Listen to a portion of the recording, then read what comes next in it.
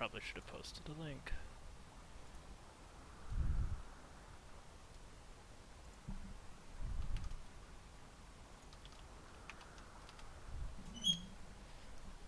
Okay, so I'm going to start this review.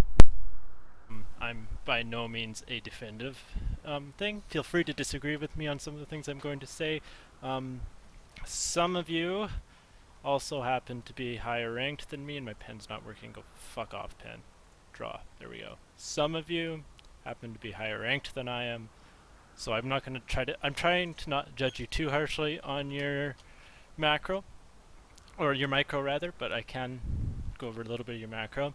Just looking at this game's overview really quickly. We're going to start the review at about 10 minutes because everything prior to the laning, and laning's all micro stuff, and unless you're D, I'm not really confident judging you guys on your micro, but I will judge you guys on your macro, and that's mostly the stuff that happens post 10 minutes. So at 10 minutes, this game is basically even. You get this team fight, which gives you guys a 1k lead, and you snowball that out into 4k, and then you make some weaker calls and you lose that lead before snowballing it out to the end victory. I think you guys were helped a lot in this game by the fact that you had a cohesive team comp that wanted to go in and fuck them up, right? You guys have the traditional wombo combo team fight that wants to go in and just sort of have your two tanks press R on the enemy team, then have Brand press R, and then have Jinx get all the kills in the Glory and the Penta, despite doing nothing. Whereas your opponent's team, they've got a Heimerdinger who wants to stay where he is, a Volibear who wants to go in, an Annie who wants to do picks, Draven who's dumb, it's a bad champion, and a Lux who is support so isn't really relevant. So their team's all over the place. So coming into this game, obviously if they snowball on you, this Draven's going to be a problem. And they do have a decent siege with Heimerdinger and Draven doing fuck tons of damage to the turrets. And in your positioning having to be careful because if Annie gets going, she can one-shot you. And Volibear at the bronze level has a fairly consistent engage. This doesn't happen luckily for you guys, but that would be my big concern against when you're playing the enemy team. So jumping into game, again I started about the 10-minute mark, and we're gonna run through the beginning of this fairly quickly. But just a quick look at the state of the game. Your bottom lane is fucking disgusting right now. It's not letting me draw anymore. Obviously your Jinx is massively fed. Your top lane went decently okay. Again, Malphite was able to TP down for a couple free kills, and really that's more than you'd expect from him in this Heimerdinger lane. Heimerdinger of course being a dick to lane against. And then your mid lane went sort of even. One thing I will note is your guys' farm is absolutely terrible. Again, this Heimerdinger has 70 farm, and maximum farm at this point just off lane minions is 100 at 10 minutes. And you guys were all right around 40, all sub 50 except for Narcs was sub 52, but he's forgiven because of this. So we're gonna go back a little bit because I was rambling about you guys sucking.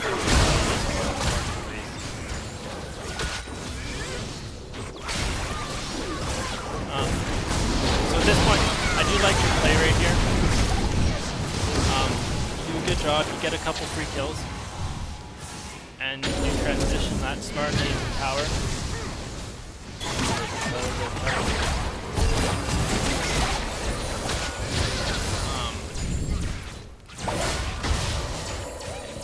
You played through this well. Again, your Sejuani.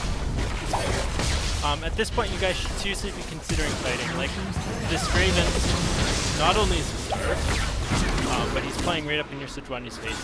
Your shot caller, down, should have been calling to engage that fight. Your 2v4, this Draven's playing like he's stupid. You could have called that fight a lot sooner. And it maybe would have ended a bit better.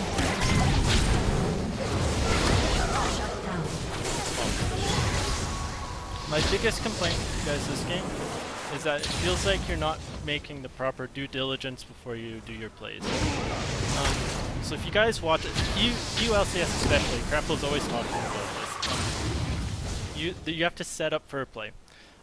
Most plays have 3 steps to their to set them up. The first step, of course, being getting vision. So normally that falls upon your support and your jungler to do, but as a shot caller, you've got to be communicating what the next play is. And then once you've acquired vision, you want to push out all your lanes, because if you're gonna go for Baron, you can't. You're going to lose. It's really difficult to go for Baron if your bot lane is shoving in, because that gives your opponent the option of going in and taking, say, your bot tower or something like that. So again, you want to make sure your lanes are pushed out, and then once all your lanes are pushed out, you can look to make that play, whether it be going for Baron or sieging mid, A-Ram, it's called, you guys did it, or whatever the play is. So while I like what you guys are doing here, right? You're making good plays. There is a small problem with this. It's 13 minutes into the game. In solo queue, you'd still be deep in laning, but we're not playing solo queue. You're playing teams. At this point in the game, you have to wonder, why do you have 4 people bot? Right? I mean, you get a couple kills out of this, and you get Dragon, but you maybe would have gotten a lot more work if you'd sent your mid laner and your support mid lane, and if you're really worried about bottom lane falling, you can send your mid laner there, or something to that effect. This is because Jinx, this fed as fuck Jinx and Lulu, if you put them in mid lane, there's a good chance they're getting that tower, even if they never fight you. Right? You're so fed at this point, you can dive the Annie, you can do all sorts of stupid shit that you wouldn't normally be allowed to do, right? And if they do step out, okay, I'm lagging a fuck ton. If they do step out too much, you can definitely go back, or you can team fight them, and then you can get more objectives, because even though you team fight them bot, and you get a decent fight, you've already killed 2, you're gonna kill this Annie, you probably kill this Volibear, you really can't do much for it. You can get Dragon. If you're really lucky, you might get some damage on mid, whereas if you had that same team fight mid, you can take the mid tower and back to Dragon, and you get more for it, right? And this is something you guys do fairly consistently. You guys just run back to lane when there's no reason to do it, right? Because at this point, there's no reason for you guys to be in lane, or for your bottom, like your AD carrying your support to be bottom lane. Yes, you can kill Draven and Lux some more, but they're not worth any gold. At this point, you want to accelerate the pace of the game and start snowballing your leads. And you can do this a lot better if you're playing from the mid lane, or, a lane with a tower in it. You don't actually end up getting the Annie there, which was unfortunate. Green is holding on to his ult.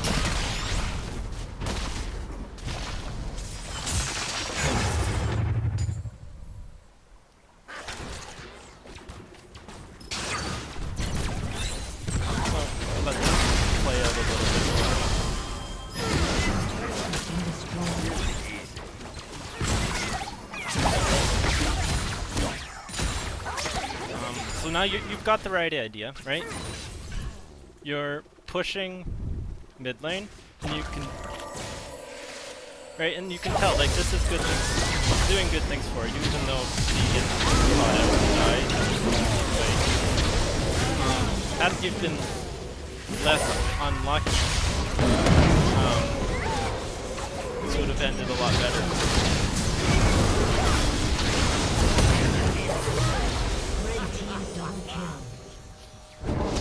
Even still, you're so far ahead, you got 4 for 2. At this point, I wonder if getting more damage on tower would have been more productive than going for Dragon. Going for Dragon is definitely the safer play. You're almost guaranteed this Dragon at this point. look at their vision, like they're all back in base. So you guys are fine.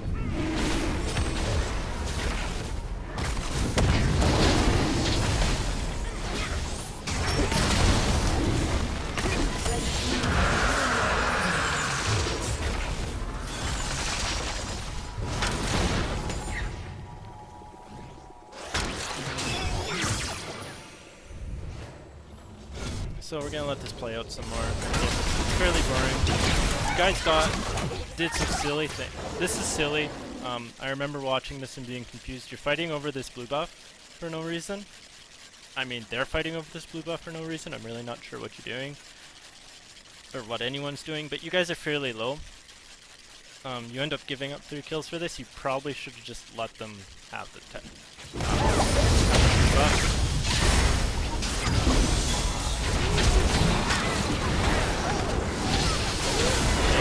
Died with ult up. Green needs to ult more. That's one big lesson in this game. It ends a little bit better. Backing here, of course, is really guys stand out because they just died. I think if you guys hadn't given up those 3 kills right there, fighting over this blue buff, you would have finished the game out before 20 minutes. You would have been able to snowball fairly hard. Dee's really lucky she doesn't die. She's playing really far up. Without a banana. No, so if I remember correctly last night from the comms, your call at this point was to ARAM, which isn't a bad decision. It's not my favorite. I don't like ARAM at the best of times, but it's not a bad decision given how strong your team fighting comp is and the fact that mid lane outer is the only tower up.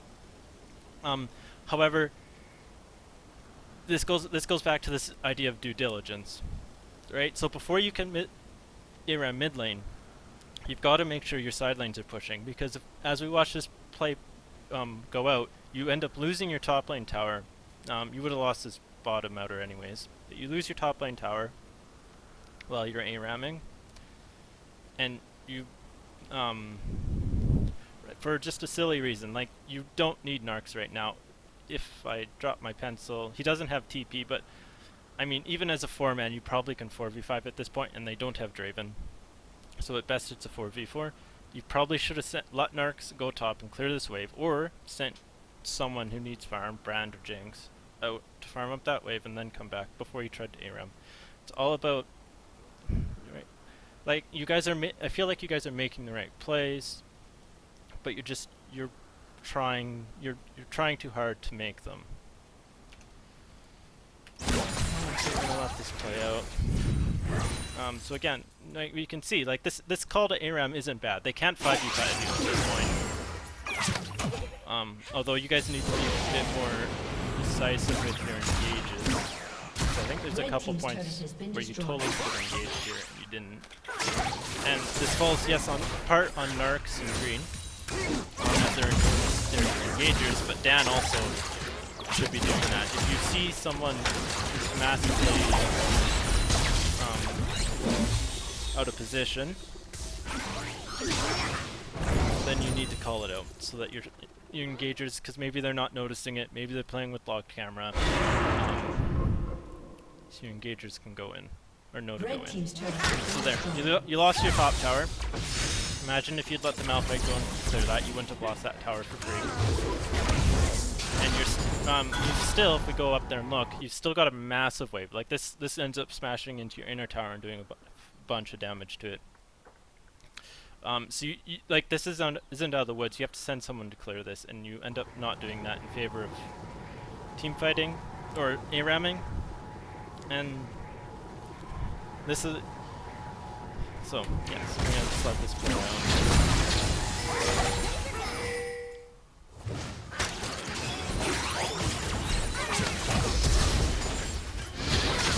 Again, you guys are ARAMing, which is okay. This is what your team does well, ARAMing. But look at your side waves. Top's pushed in, like I said it would. Bottom's pushing in.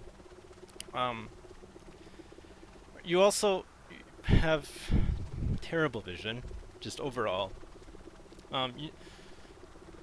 One of the things you guys should start looking for is to have 5 pinks on the map. Alright, so D never buys pinks. I've gotten her in shit for that. Dan occasionally buys pinks, but at this point he never does. And you've got enough gold at this point, Dan, that even if you... the 75 gold that it costs you to place a pink isn't going to put you massively behind. Plasma's never buys pinks. Green never buys pinks, or only very rarely buys pinks. I think I've seen him buy one or two. Narcs doesn't. He bought a pink. I think this is his pink up here, but it's in a useless position. So you guys need to buy pinks. Pinks are really powerful, especially with their buff to deny vision. I don't think I need to lecture you guys on how powerful pinks are. You should know how strong they are. You need to buy them. The other thing you guys need to do, especially when you're playing team fighting comps where you want to deny your enemy vision. It's a different thing if you're playing something like a split pushing comp where having more vision is important, but these team fighting comps where denying vision is important, so you can do things like death bushes.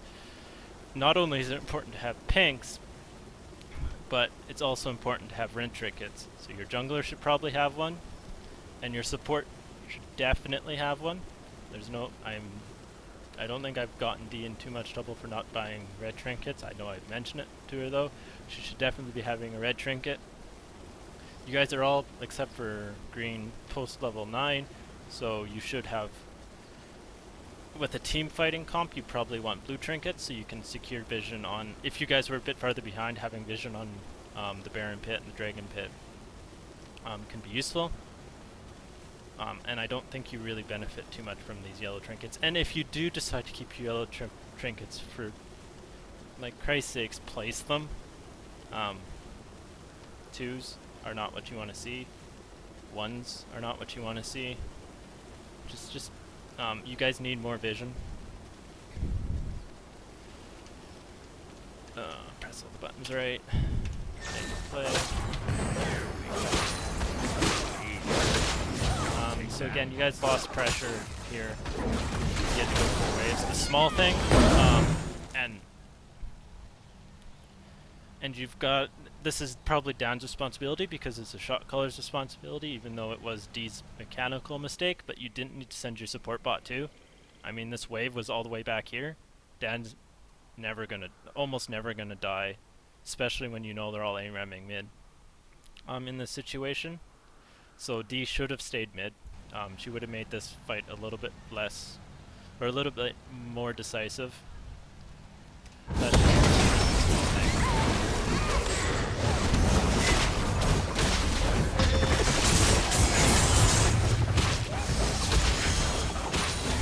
Any suicide doesn't matter. So again, it's important every once in a while to just, as a shot caller, look at the state of the game. See how you guys are executing on your win conditions. And I say at this point you're executing really well. Again, they're only ever going to win if that Draven scales out of control, and he's 1-5, so he's not snowballing. And your Jinx is massive, and your Malphite is massive, and everyone else in the game is doing quite well. So I think, so you are executing on your win condition quite well. The gold is almost tied at this point, but that's a lot to do with the fact that you guys aren't farming, and the enemy has a tower lead, and I'm not entirely sure where they're getting all this gold from, why you're only 300 gold ahead. That's odd.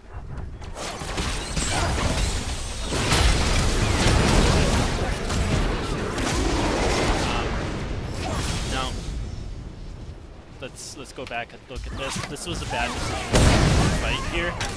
Why was it a bad decision? Well, it's because you're a 5-man wombo combo, and a wombo combo's power is really diminished if you don't have your 5-man. Right? So yes, you can, I mean, you win this fight because you're massively ahead, but in a game where you feel like you're massively ahead, I don't know why you don't have a gold lead, but in a game that's maybe a little bit closer or that you're losing, this fight doesn't work. Even though you maybe get a nice catch onto their squishies, because you're not executing on your 5-man wombo combo, so Brand's not here. This is just a mediocre play. So I agree with this call if Brand's here, but you guys need to wait to make your engages until you're grouped as 5. just to execute on your endgame fantasy, or on your team comp a little bit better.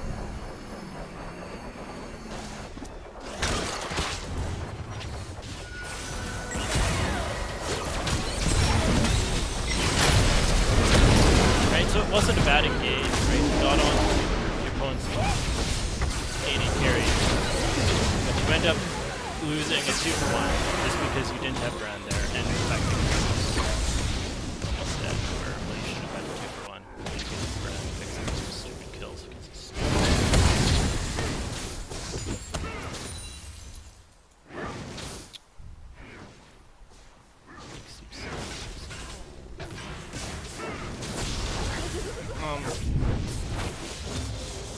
So at this point you're sort of at an impasse. Doing what you're doing is fine. So, what's your next call? Baron's coming up, but you can't take it yet because at 20 minutes Baron is really punishing, but it's definitely a call you're looking for. Right now I think the biggest objective on the map is sitting right in front of us. It's this tower right here. Getting the dragon in a minute should be on your mind. At this point you should be communicating to your support, to your warders. So you want to be getting vision around Dragon Pit. Truth be told, you probably should have been doing this a minute or 2 prior, because you want to be setting up vision well before you're at the objective. Or at least preliminary vision. Even if you've got good wards for a minute ago. Right. If this was 2 minutes leading up to Dragon, I'd be like, yeah, this is good ward coverage. You can easily enter into the Dragon area to secure better vision closer to the objective. But now that we're at a minute, you'd be wanting D to move this vision a bit more aggressively into the enemy's territory. So because you guys are so far ahead, I probably want to ward there at the very least. You definitely want to ward in the pixel brush. Again, you guys are really far ahead. You probably can look for a ward either in this brush right here, or maybe even that brush right there. You need to be right, and you need to be doing this in advance. At this elo, you maybe get away with never placing any vision beforehand, but even once you're getting to that high silver level, you'll be fighting for vision around these objectives minutes in advance. I remember many a time I was sitting 2 or 3 minutes before Dragon would fight, and me and support would be fighting for vision in this area, because we're talking about it in advance. Or because you want to be making these plays in advance. So at this point you should get this tower coverage. I would be tempted that as soon as that was down I would have maybe looked for any... Well, no, you didn't. Raven is boosted.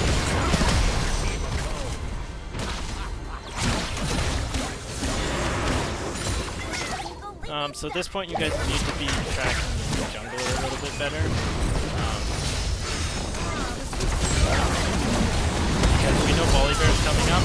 Look, my guess is he's right about there and he's just hit his speed buff. Or he isn't, because he's decided to go around there. Okay, never mind. I was wrong. Anyways, you knew the jungler was coming up. If you'd been watching the map, you knew that. I saw him go off the map. You guys needed to back off almost right away as soon as that tower fell, just because of this bullshittery. There was no reason for you guys to stay. You were never going to push in and take this tower, even though Dragon is down. Just not far enough ahead. Or even if Draven is down. And Dragon's an objective, so there's no sense playing really aggressive at this point. You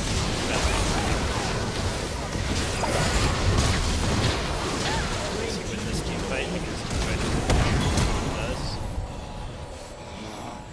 Volibear red.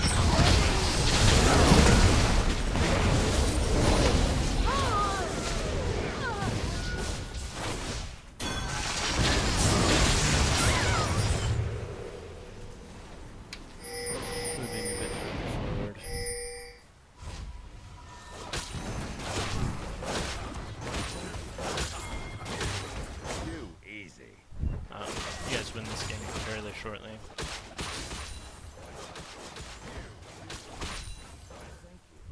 So again, I feel like you're doing maybe a bit better now. You sent Narcs, or Narcs went and pushed out that wave, and now you're going to group up again mid, and get Dragon, which is a good call. Or group up mid and look to get Dragon.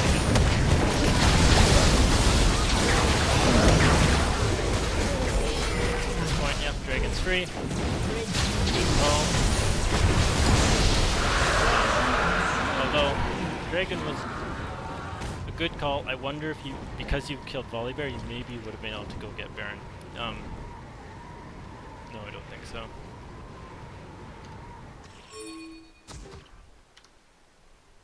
However, I don't agree with your decision to go bot right now. I think mid lane is a stronger turret, or a stronger objective. Both these waves were in about the same position. Bot lane just feels weaker. This is a note just for D. I talk about you go on weird boarding paths. This is one of those times. You're even though you've got 3 people dead, you don't really know where anyone is. You haven't seen them on the map in a while, and you're way isolated from your team. If was an Annie in this bush, or if there's an Annie in this bush, even if there's a Heimerdinger, there's a good chance that you're dead.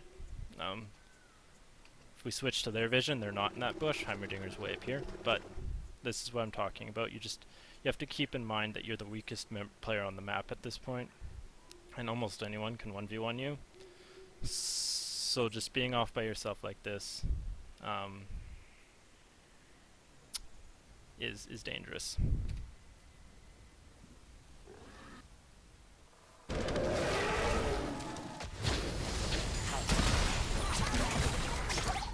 And you can see you're just, because you went off like that, you got isolated by this Annie, and now you're utterly Dang, Heimerdinger flank.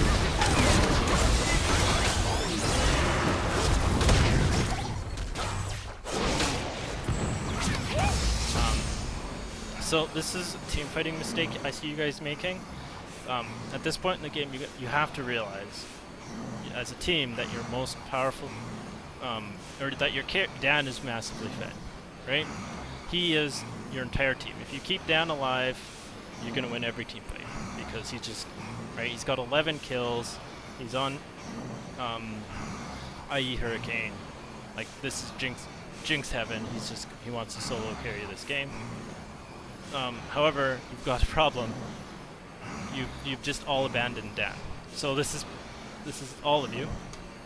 You need to be more cognizant. Dan needs to be playing with his team, and his team needs to be playing with him. Right? So if Dan was, say, right here, I would feel a lot more happy about this, because they would have fewer options. Right? But he's not right there. He's out by himself. So if Annie has flash, or is on the map, she could walk up and delete him. If Draven was less starved, you could walk up and delete him. Lux could walk up and delete him. Right? And there's nothing you guys can do about it, because you're all standing up in the middle of nowhere. And this is just, these are the positioning things. They're the reason why Dan died. Died a lot.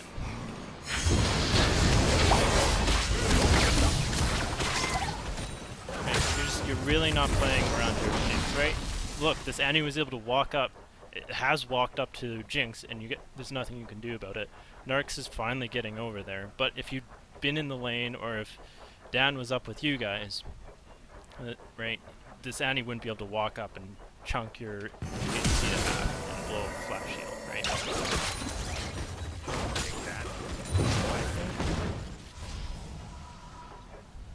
So you have to realize, in these games where your ADC is massively fed, you have to protect him. It's a delicate little flower.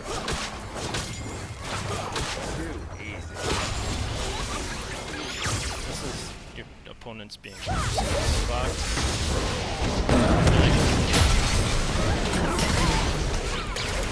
However, here we are again. I wish I could zoom out like in the LCS. Anyways, no, please stay here. you guys all way down here, and Dan is way up here, right? And you, right? And Dan is so strong that he shouldn't, the Volibear shouldn't be allowed to walk up to your Jinx. You need to stand between him and the Volibear and your Jinx. Right, so this is twofold. We go back to a couple seconds. And watch how this fight turns out. You guys needed to, like, as a team, call this turn. And just as a note for green, if I were you right now, I would be queuing onto this like looking, this is, I think you can, if you can land your ult onto the Volibear, you definitely get all of them. And even if you land it onto the Lux, you get the Volibear too. And the Annie's squishy enough that you, right, this Jinx is just gonna two-shot her or something like that. Right, and you've got Malphite coming up behind. Plasma shouldn't be going after the useless Draven. He should also be coming up and looking for these 3 free kills rather than the 1 free kill. Just in case things go wrong. Right, but we wait till Narcs comes up, which is a terrible idea. And then you guys go in this. Dan is doing my least favorite bronze ADC tactic, where he just runs away from his team. You needed... I wonder if you maybe couldn't have been kiting... This is more of a GIF problem, and maybe he'll, when he reviews it, he'll review it differently. But I wonder if you couldn't have maybe kited either this way, or you end up kiting up this way, but just not ran quite as far up the river away from this Volibear.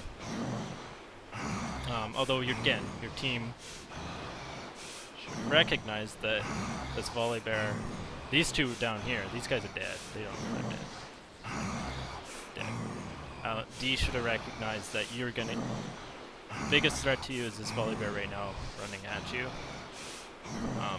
and should have looked to protect you, and you maybe should have looked to make yourself a little bit easier to protect by not just running away from your team. Because I mean, D wants to help. Maybe she maybe doesn't want to help. D should want to help, but she can't right now because you're just running away from her. In more standard team fights, it makes it really hard to peel for you because you end up, you know, if you end up running so far away that it's really hard to peel for you because you're also not helping the front line. It's super annoying. Look to kite to the sides or something.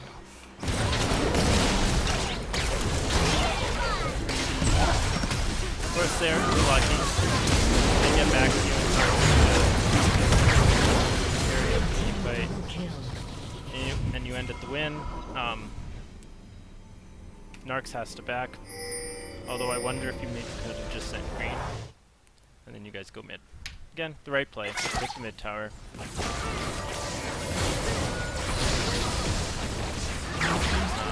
Narcs is okay to go bottom lane because he has TP. And I noticed you called him. I'm assuming you called him to come to Baron. If you guys have vision, he has TP. He should have went and pushed this wave. There's a really old video that I won't be able to find because it's super old. It's like 3 years old. This guy talks about the impossible choice, where where if you guys are doing Baron, the enemy, and you've got a split pusher bot, especially if they TP, it's really difficult for the enemy team, because if they come to stop you at Baron, you guys just peel away, and your laner in the bottom lane takes a tower. Or if they go to stop your laner in the bottom lanes, it works best if Narcs is massively fed, like he's an 8-1 Malphite or something. They have to send multiple people, and as soon as they send more than 1 or 2 people, send 2 people bottom lane, you can just start Baron, or you can team fight them, or you've got lots of options. I like the start Baron option because Narcs can back off and TP in, and then you've got a 3v5. Even if they only send 1, you do have the option of having Narcs TP to you, and then you got a 4v5. Otherwise, the big problem with this play is you needed to secure more vision. So you've got 2 wards right now, D has one ward in her sightstone, or one thing in her sightstone, and she should have a pink, but she doesn't. And this, I think, would have been a little bit better if you guys had considered. The Baron Cull's alright. That's not my fault. Anyways, the Baron Cull's alright. If you have vision here, you probably would have peeled off a little bit faster and you wouldn't have done quite as much here. Triple kill. Narc's Council's TP. It's a good decision if you guys but anyways. Like pseudos. You go forward, your opponents are boosted and try to do Baron and die because they didn't bring Draven. You guys get a free bot tower. This is what I'm talking about. When you're gonna make a play, you have to push side waves. They didn't push up their side waves, so you got a bot tower for it. Red team's turret has been destroyed.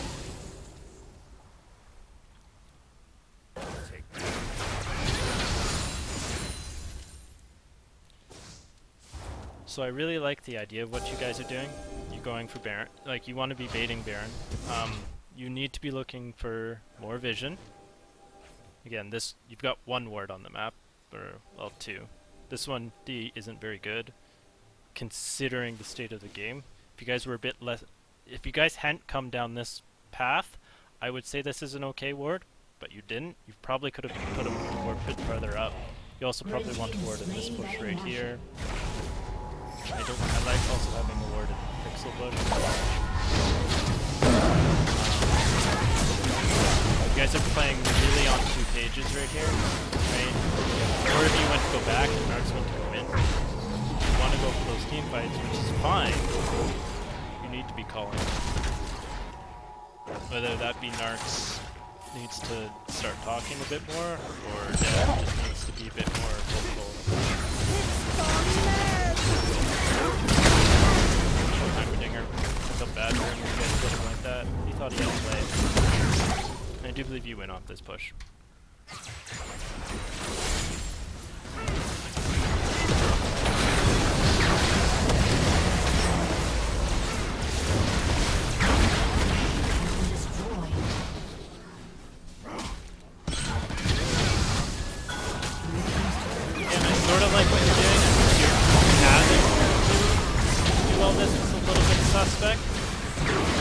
Get mid inhibitor back off. Next lane that's pushing, so this is top lane. That's all that's a good idea. Maybe you just shouldn't have passed through their base. It's okay because you guys are so massively far that they can do whatever.